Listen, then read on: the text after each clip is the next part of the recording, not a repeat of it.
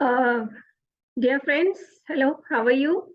We are back again, radiating my warm greetings and love to all of you. Friends, I would like to wish you a very happy, healthy, prosperous, and safe New Year. May all your wishes come true and you get success in all endeavors of your life. Let us start. So in the last video, I had left one topic as next topic would be about introduction to sociology and social medicine. And the first lecture before this was on introduction to community medicine. I always like quotes, and this quote is very apt for this topic. Make a career of humanity, you will make a greater person of yourself, a greater nation to your country, and a finer world to live in. Beautifully said by Martin Luther King Jr. The learning objectives of this video will be at the end of the presentation video, you will be able to describe sociology and medical sociology, review evolution of preventive and social medicine, describe social sciences dealing with human behavior, describe important determinants of social environment, describe social problems or pathology like social constraints, social evils, and social deviance. And then there will be an exercise to describe social factors predisposing to specific group of diseases. Now, so what is sociology? Sociology deals with social life of man. Many definitions have been put forward, and most of them deal with an important aspect of human life, and all of them have a relevance of their own. But here I will mention some three of them very important to understand what is sociology. Sociology is the study of society. So this is one of the definitions. Sociology is the study of the society. Sociology is derived from two Latin words, societas, that means society, and logos means science. Sociology accordingly is the science dealing with the study of society. So society is a major concern of sociology, and a layman's language we can say that it is a group of people, and for the prerequisite for a society is being mutually aware or reciprocal recognition at the psychological level, which is prerequisite to the formation of society. See, man is a social animal, it used to be said, and today also it is true. And we depend on the society for our needs, aspirations, for our growth and development, and there is a continuous interaction between individuals of the society. So what are the types of societies? So it is study of societies, we need to understand the types of societies. There are three important types of societies given in literature. So, a tribal society, agrarian society, and industrial society. So tribal society is the first, group of people that surfaced on the earth, and this was mainly the hunters who used to hunt, have their livelihood through hunting. That is the tribal society. It is most primitive, and still we see these societies. We can see in India also, in Africa, we can see that still we have these pockets of tribal societies. A very important characteristic of the tribal society that it is formed by the group of tribal members, and they are all blood related. There is the head of the family. All the culture, beliefs, customs are very primitive, based on magic, myths, and quests and ceremonies. And the tribe, they are very loyal to each other. There is a division of labor, like women will do the household chores and taking care of the children. The men will go out for hunting, finding out food for themselves, and also protecting the society from outside. This is a typical, a tribal society.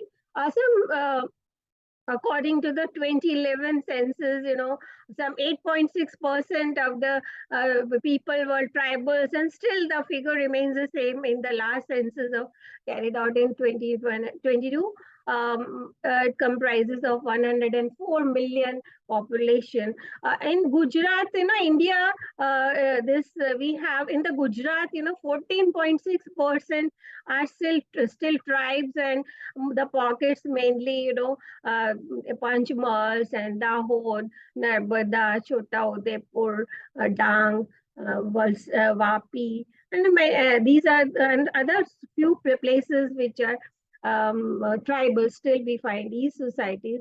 The main problem here is that the uptake of the healthcare system by the tribals, still, many studies of maternal mortality, immunization, family planning has shown, the surveys have shown that still you find, I have personally seen this in Chota Udeipur, where people, they were with the bow and arrow ready to shoot if they feel that there is a risk to the members of their people. So very important thing would be to take male members into confidence, going through their local people into the communities. The mission Indradhanush, which is the government has launched, is basically to reach out to the tribals and hardcore areas. Then the second one is the agrarian society. So when the tribal people, they got fixed to the land, they started cultivating cereals, and they learned the art of cultivating crops, gave rise to the agrarian society.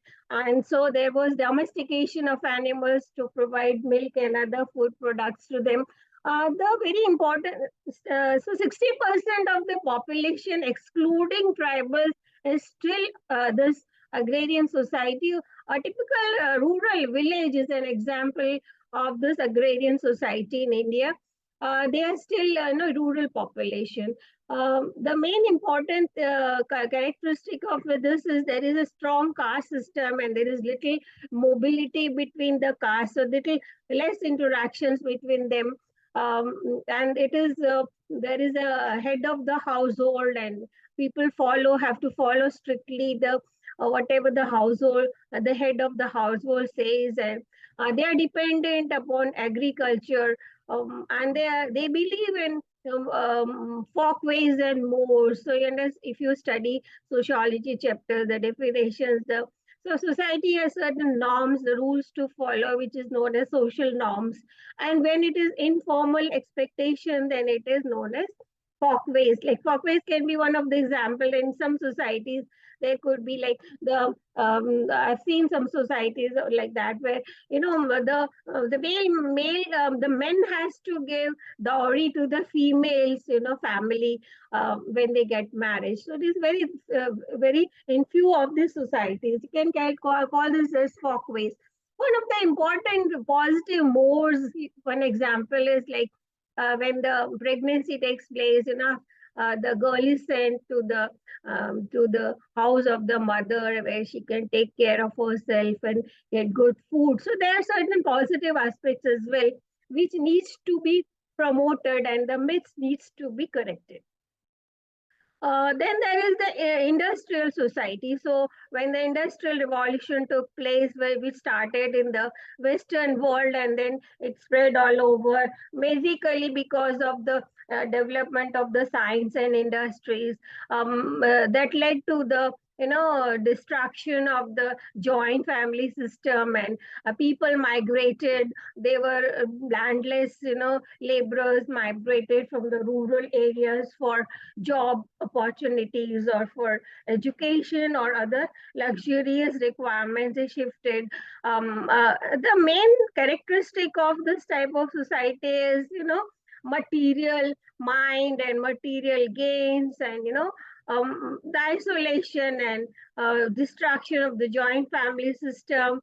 When the people migrate, what happens is there is unplanned urbanization at the peri-urban areas, leading to certain problems of air pollution and an unsanitary environment, because the housings are poor, undernutrition, and other.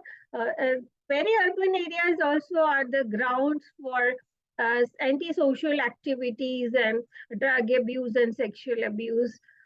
So that for that now there is the National Rural Health Mission. Now we have the National Urban Health Mission, which is working towards planning of the such societies.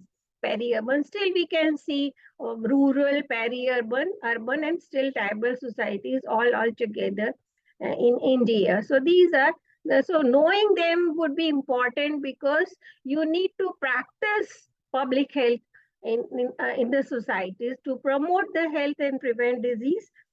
Then we need to understand type of societies. Another definition is sociology is the study of social interactions. So life in the society is never static, it is dynamic, there is a continuous social interactions between individuals. Sociology is science that deals with a variety of social interactions that occur at the societies. The five most important interactions are competition, conflict, cooperation, accommodation, and assimilation. So let us understand more about this. So we know the Darwin's theory, which is struggle for existence and survival of the fittest. This is an example of competition. People have this interactions because of maybe personal gain or power or position. But this is a very competition is a very healthy thing, which is required when the resources are less and demands are more. But it does not have any rivalry, but there should be a healthy competition. This is the first one.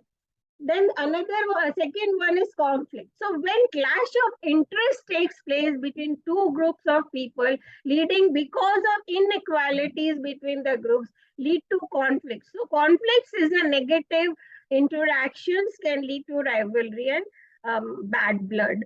Third one is cooperation. So the third stage that comes is cooperation, where there is a fusion of interest. Now there was in conflict, there was a clash of interest. In cooperation, there is a fusion of interest where the people understand the inequalities and still try to integrate the interest. It is cooperation. After cooperation, the stage is accommodation. So when there is a fusion of interest, after that people realize each other's weaknesses, work and make efforts to equalize the weaknesses. It is accommodation. And the last is total fusion of interest, and which is assimilation. And assimilation, you can say a heterogeneous society has been converted into a homogeneous society. That is complete fusion of interest. So in understanding interactions is important for promoting health and preventing diseases. We need to understand that. Third word definition is sociology is the study of social institutions and organizations. Any society is identified by the organizations, associations, institutions, and sociology is a science concerned with the study of these institutions and organizations. These institutions and organizations are required to maintain harmony and to keep a check over unscrupulous elements in this. First stage, I will say it is association. Association can be temporary and permanent. When there is one purpose is set, and there can be number of purposes which have to be completed in a limited time, then it is a temporary association. Like you can have junior doctor association. Even this family is a temporary association. It lasts till the eldest member survive, or the children get married. So it is also a temporary association. A state you can call as a permanent association, because state has never-ending objectives to be fulfilled on a continuous basis. State is a permanent organization. So when there are broad objectives, it will be known as institutions, social institutions. Example of social institutions can be a school, a club, a church, Panchayat Raj, professional bodies, political parties, they are all examples of permanent social institutions. Marriage is a institution and universality of marriage in India is a very desired and sound strategy to protect from illegitimate children and problems of unmarried mothers, and there is can be polygamy and polyandry. We should understand this also. Polygamy is one man marries so many women, and polyandry is one woman marries so many men. So understanding that also is very important. To summarize, sociology is science dealing with society, dealing with social interactions, and dealing with social institutions and social organizations. Now, what are the other sciences that are related with sociology? The related sciences are anthropology, cultural anthropology, and social psychology. Anthropology, we need to understand them because all three together forms behavioral sciences. You can get a write short note on behavioral sciences. So these three together are behavioral sciences, are very important to understand the behavior of the people, so that which is very crucial to practice community medicine. And sociology I've already described, and sociology, other branches of sociology are economics, political science, history, geography, and sociology deals with social processes and analyzes social processes. Anthropology is the study of primitive man to understand in depth the origin, progress, development, and growth of the roots of the human society. And the in-depth understanding is also required, and the related branches can be physical anthropology and mental anthropology, social anthropology, cultural anthropology. Psychology is the third one. Psychology, psycho means soul, and logy means study. It is study of soul. So psychology is study of human mind, actually. And so the other related branches now are very much growing, like there are school psychology and clinical psychology and industrial psychology and clinical psychology. So understanding the mind, the collective mind and individual minds within analyzing them is psychology. So we need to understand the related sciences as well. This is a revision of the last topic of introduction of evolution. So I just that time mentioned that how preventive and social medicine came into vogue because the germ theory could not explain all the factors in causation of disease, led to the vaccination, immunization, and then we understood there are other factors like nutrition and sanitation, but then there came like social factors also caused the disease, and that's why that gave birth to preventive and social medicine. Now this medical sociology came into vogue of the realization of the fact that there are social factors, and I can mention here that was Charles McIntyre in 1894. He initiated the term medical sociology.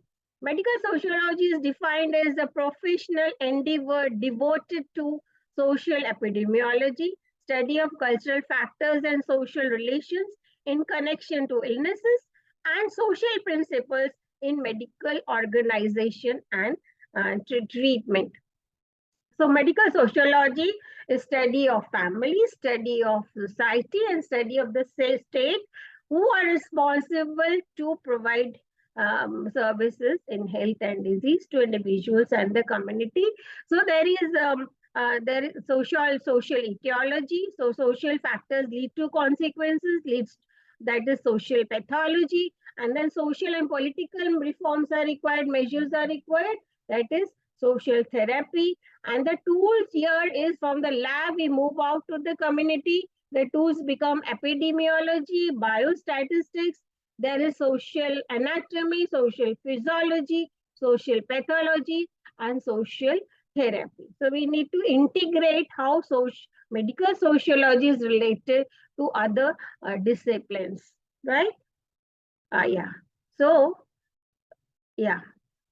Uh, Now, here I will like to give some very important. I am very interested in history of who found out what. So it was in 1848. It was Charles Julius Guerin. It was in. No, he actually started the word of as social medicine, and this was then revived by Alfred Gottingen in somewhere in after 1911, and he was from Berlin, and he stressed upon that there are social factors in the causation of the disease, and social medicine is in very simple words we can put up as study of so man as a social being in his total environment, looking into the services as well.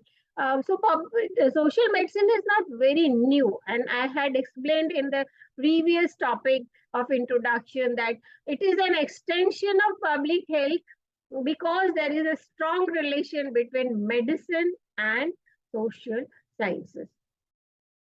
Then, I also mentioned that time that it was John Rye, where the social medicine gained acceptability when he became the professor, at Oxford. It was Crewe in Edinburgh that time, those professors. So the social medicine got a wide acceptability though during that time. And that was the time was the World War 1945 to 1967, where social medicine expanded. Again, it was, I think, it was in the Royal Commission's report in medical education, the Todd report, that replaced social medicine with community medicine. And this was the time where epidemiology was coined. And basically, social medicine was one of the aspects, but the great emphasis was given in organizational and structural aspect. Social medicine expanded that time during the World War in many of the countries. So it was Crewe of Edinburgh who defined social medicine, and he defined it as the study of social, economical, environmental, cultural, psychological, and genetic factors which have a bearing on the health of groups of individuals and individuals within these groups, and at the same time, with practical measures within the social field, if they are utilized, that may be taken to promote health, prevent disease, and assist the recovery of the sick. Family is the basic unit of the society. Family, the nuclear unit of the society, on which the life of the society depends. And the origin of family as the basic social unit is primarily biological. So if you have to define family, group of people biologically related or blood related, eating from the common kitchen and residing under the same roof. So sex is the basic need, the sexual impulse being related to the instinct of self-preservation of mankind. And it is a group characterized by sex relationship sufficiently precise and enduring for the procreation and upbringing of the children. That's why the biological keyword is very important to frame the definition of family. Determinants of social environment. Quickly, I will go through that. So there are socio-cultural, socio-economic, socio-political, and socio-ethical environment. The cultural, socio-cultural environment is the cultural milieu and the way of life, how people are living, and it is reflected in modes, walkways, fashion. So fashion change hota rehta hai, to culture ka part hai wo. Traits and ways the people they live, and folkways of the people. Economic is determines the quality of life, the national income, the income of the family, the standard of living, and the socio-economic class. Political depends upon represented by the political system and reflected in the functioning and performance of the government. Ethical has the roots on the moral roots from where the religion and moral have been rooted, and it is reflected in beliefs, moral values, and community perceptions. These determinants can be positive, can also be negative. So if they are present in a positive way, the socio-economic status, if it is positive, it would lead to better life and better access to health and other needs of life. If politics is good, there will be no poverty, destitution, and illiteracy. If the ethical values are good, that would have a check on the antisocial activities like casteism and social evils. So in a minute we will come to that. So it can have both positive and negative impact. That's why we need to understand them and work on them. Some of the social problems I mentioned earlier are social constraints, social evils, and social deviance. So this is what makes social pathology. So it is like any other disease. Sociology is like any other disease. So first, constraint. Constraint means people are living not because of their happenings, but because of the conditions they are living. So one is poverty and destitution. So if there is a poverty-stricken families, mein kya hoga? There is illiteracy, there is undernutrition, there is poor sanitary conditions, underfeeding, and there will be increased morbidity, mortality, and high fertility. Another is illiteracy and ignorance. If there is illiteracy and ignorance, there is poverty. Education is the best vaccine that we are talking every moment. So if there is illiteracy, again, high fertility, mortality, and ignorance what will happen is it will restrict the use of the health measures. People will refuse education because they are not aware. They will not utilize the available services for them. So these are two social constraints. Another one is migration. Migration and an environmental crisis. Migration is mainly because I earlier said because of industrialization. So people move out migrate from rural areas because of opportunities of employment, literacy, and other. What happens? It leads to migration. Industrialization leads to migration, and as such, it decreases the quality of life of people by poor living conditions, not getting proper food as earlier, and also environmental pollution. In addition, they are also exposed to industrial hazards and industrial diseases, and because they are on the periphery, peri-urban areas, it leads to antisocial elements as well.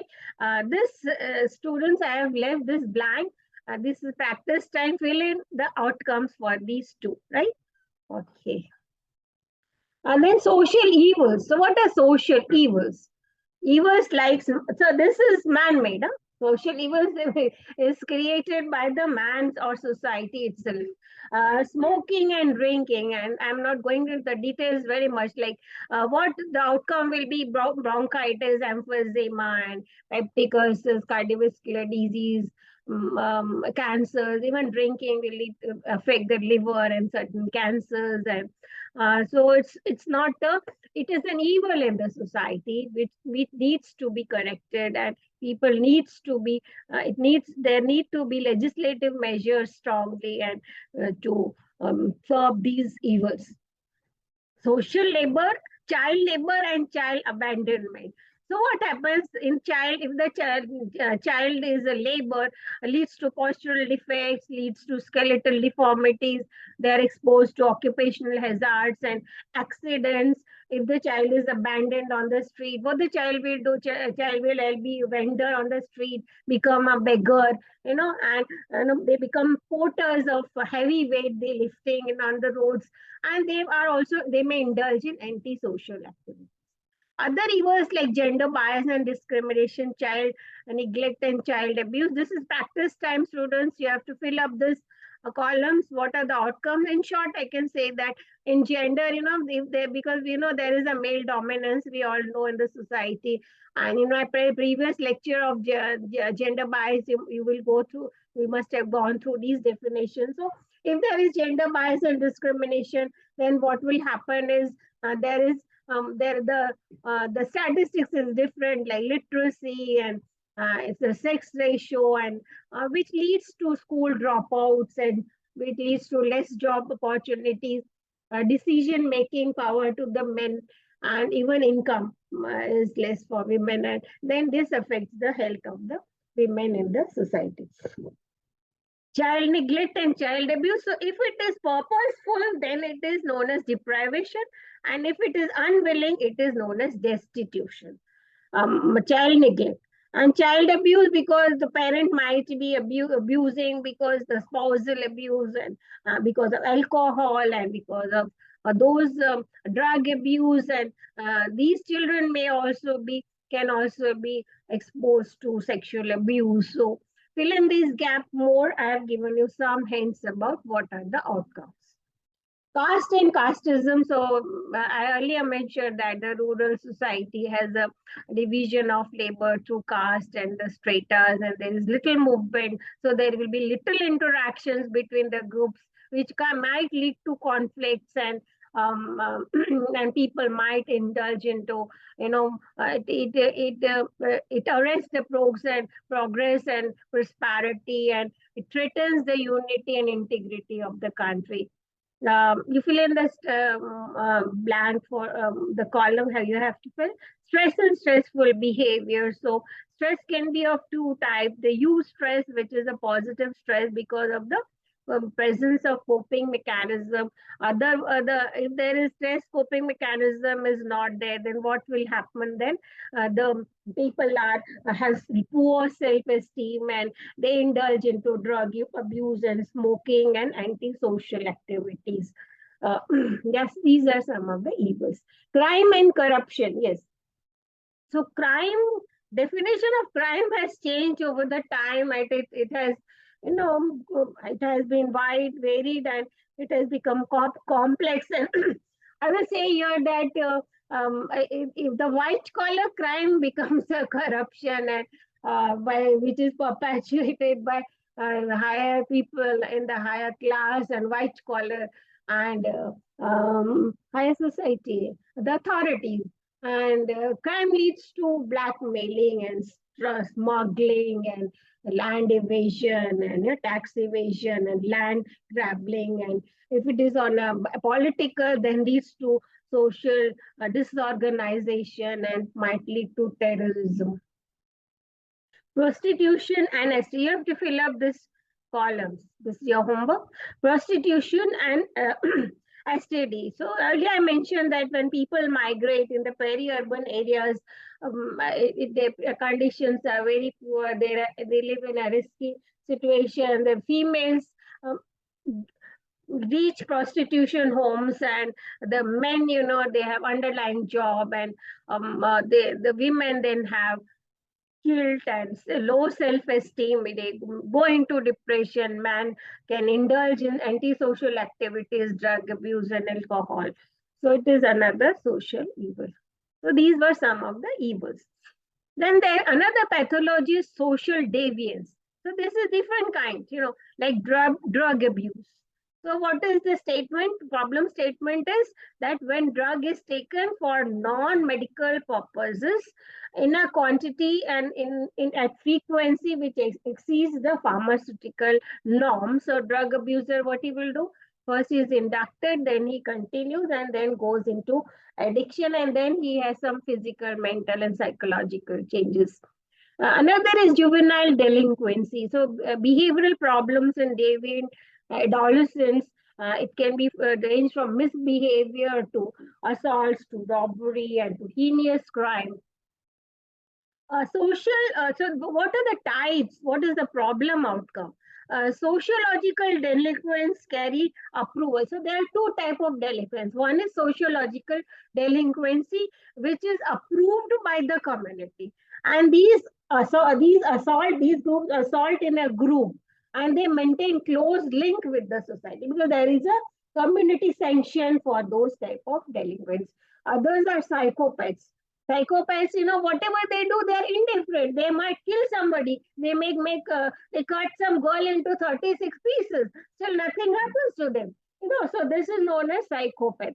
And then other is neurological delinquents who are actually depressed and they surrender very well. The police people, they identify them as which type of, delinquency it is. Psychopath hai ya fir neurological hai. So those tests you must have come across in TVs and movies. So this is to identify them. It is a deviant behavior. Then suicide is also a deviant behavior. And why people commit suicide? Because there are certain factors like they feel they have very low self-esteem, and they feel that they are burden on the society, and they should no more face the society. And it can be due to many reasons like socio-economic or emotional reasons for that. And you find out what the outcome is. This is your practice time. So here I end up and I give you some questions. Describe social factors predisposing to the following specific group of diseases: malnutrition, communicable disease, non-communicable disease, MCH, mental disease, poisoning, accidents, medical malpractice and ethics, unmarried mothers and handicaps. So these are all, social social pathology can be there in all of these. So what are the social factors? Find out which can predispose to these diseases. This is your practice time question. Do it before I upload my next video. These are the references: IAPSM textbook, K-Path, Keynotes of Sociology by Bharti Korea. So friends, my next video is video 9, which is on gender and health, which I've already uploaded. Here is the link given, which was IAPSM Citizen Health People's Health Chapter, episode 58, a discussion on International Women's Day 22 on theme Break the Bias, which was related to gender discrimination. My next video will be on integrating gender issues into health programs, gender analysis of health or indicators of health. So one of them will be my next video. Thank you, and like my channel, subscribe to it, share with your friends, and thank you. Have a day as lovely as you are. Keep learning. Be a lifelong learner. Thank you.